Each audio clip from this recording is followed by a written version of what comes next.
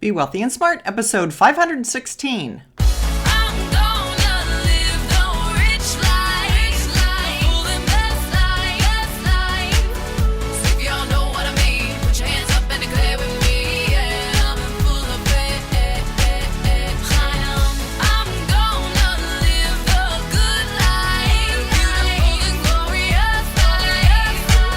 Step into a world of wealth and financial freedom without budgets, boredom, or bosses on Be Wealthy and Smart. And now, here's your host, Linda P. Jones. Welcome to Be Wealthy and Smart. I'm Linda P. Jones, America's Wealth Mentor, empowering women and men worldwide to financial freedom. On today's show, we're going to talk about real estate sales slowing in the United States. And this comes to us from research in the fourth quarter that sales are actually the worst they've been since 2015. And this is something that I've been talking about since last year, that we are seeing a slowing in the real estate cycle. I do believe that we are toward the end of that cycle. That doesn't mean that it has to be a crash or doom and gloom. What I'm saying is we have had extraordinary real estate appreciation for about 18 years, which is approximately one real estate cycle. It's been the best performing asset class. It's been just phenomenal in terms of performance. And what that means to you, if you're an owner of real estate or if you're looking to buy real estate, is that you have to be a little bit more savvy. It also means you don't want to expect the same level of appreciation that we've had in the past. And you might even prepare for prices to be softening somewhat. Again, depending on whether you're an owner or a prospective buyer, the views can be completely different. But nonetheless, I always recommend that real estate is a long-term purchase. You don't want to be making a purchase for a couple of years, and definitely not a purchase to try and make a short-term profit. Even flippers are having difficulty doing that in this environment. So be very, very careful if you're doing some kind of short-term investment like that. My advice to you is to invest for 10 years or more in real estate, and you have a much better opportunity of having price appreciation, of course, the forced savings that you get in real estate, and all of the benefits of real estate, some tax deductions, etc. But let's talk about what this article said. It was a Market Watch article written by Andrea Requirer, and she called it "Existing Home Sales Slide to a 3-Year Low as Housing Market Stumbles." And the subheadline was, "Sales were the lowest since a post-crisis regulation rocked mortgage lending back in 2015. So here's the article. The numbers. Existing home sales ran at a seasonally adjusted annual rate of 4.99 million in December, the National Association of Realtors said Tuesday. That was the lowest since November 2015. Sales were down 6.4% for the month and 10.3% lower than the year-ago rate." So I just want to pause there and say we had a week in November, the weakest November since 2015. It said sales were down 6.4% for the month. So again, we're talking about the number of homes selling. We're talking about the number of homes selling, not the value of the home. So 6.4% fewer homes sold in the month, which was 10.3% lower than how many homes sold a year ago. And it has a chart here that shows this is the lowest rate since 2015. You can see there was sort of a peak in about October of 2017, and since then we've been steadily declining. And I will post this article in the show notes so you can see this chart and take a look, see what you think. The article goes on to say, what happened? Sales of previously owned homes tumbled in December, capping a dismal year for housing. The full-year sales tally for 2018, 5.34 million, made it the worst year since 2015, when the nascent housing recovery was knocked off course by a mortgage regulation change. December's pace of sales missed the Market Watch consensus forecast for a 5.1 million selling pace. Big picture, the housing market wobbled badly last year. Now, all eyes are on the critical spring selling season to determine whether 2018 was a fluke or the beginning of the end of the cycle. But I do think that we have seen a peak. We saw interest rates bottom out. We've seen interest rates rise. That usually does move against housing prices. It makes them more expensive. It makes them less affordable. It makes housing sales go down. We also have seen foreigners leave this market. And just today in my VIP group, I was posting an article about how the Chinese sold $1 billion in real estate in the US and are cashing in somewhat in their US properties. Is it a mass exodus? No, I don't think so. But it might, again, be a trend where we had Chinese money coming into our markets. Now we have Chinese money flowing out of our markets. We also used to have Russian money coming into our markets. We have that not coming in so much anymore. So the foreign element to real estate is very important. And also one of the big trends in real estate that I don't believe is still occurring is we had hedge funds come into this market early. The reason the hedge funds were in the real estate market is because there were zero interest rates and they could not invest in anything that would provide a real substantial cash flow. And real estate was one of the highest yielding investments that they could get. So hedge funds went out and were buying real estate so that they could get real returns of 5-6% or maybe even better on their rental properties.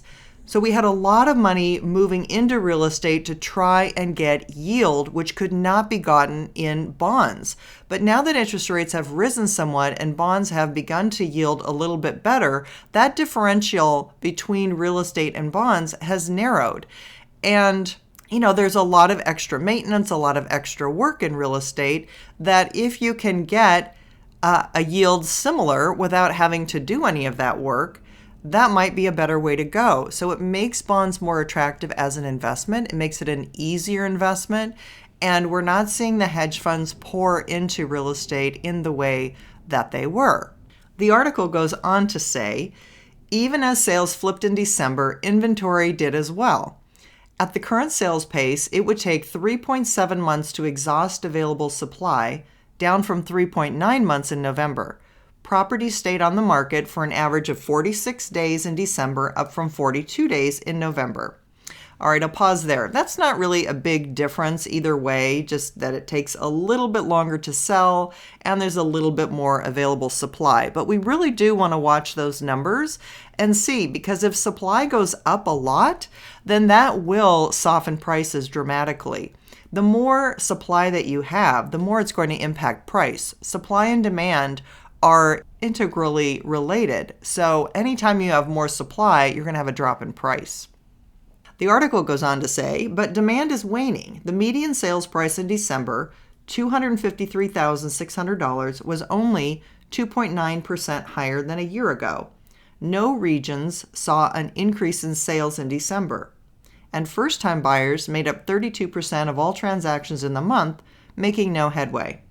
What they're saying: in December, home showings were 7.2% lower than a year ago, the fifth straight month of yearly declines, according to a report from Showing Time.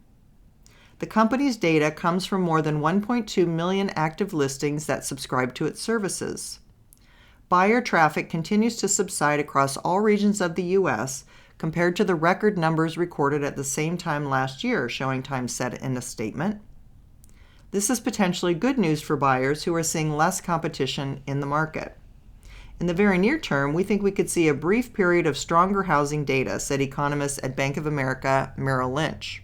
The decline in mortgage rates is very well timed ahead of the spring selling season. We suspect that potential home buyers who may have been scared from the market during the period of rising rates in the fall could see it as an opportunity to jump back in. Moreover, the labor market is currently very strong, with a high number of job openings and upward pressure on wages. Market reaction. The 10-year Treasury note, which most fixed-rate mortgages track, has caught a bid in recent weeks, helping make home loans more affordable for buyers. End of article. All right, let me just comment on the last couple of paragraphs. It said the decline in mortgage rates is very well timed ahead of the spring selling season. Well, the spring selling season is the best selling season in real estate. If you want to sell your home, you want to sell it in the second quarter because that's when a lot of families are trying to move and get situated with schools so that their kids can finish the school where they're at and get into the new school ahead of school starting in August or September. It also said that potential homebuyers who were scared by rising interest rates could have an opportunity to jump back in.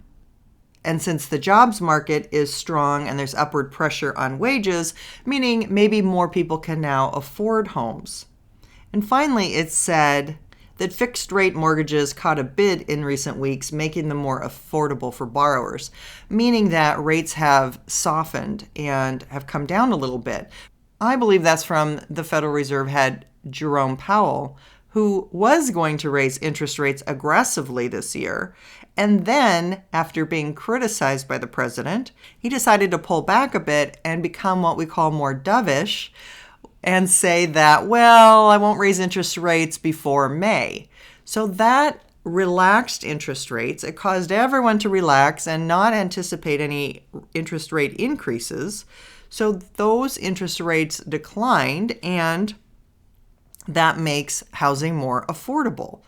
I do think that because spring is the strongest season of the year, we may see sales tick back up, but that doesn't mean that this trend of fewer home sales is over. Far from it. I think because we are in a rising interest rate cycle, they may not go up in a straight line. They may go up and then come down and then go up a couple times. That's how the market works. My sense is that the money that was coming in from overseas just isn't there like it was. Hedge funds aren't buying like they were.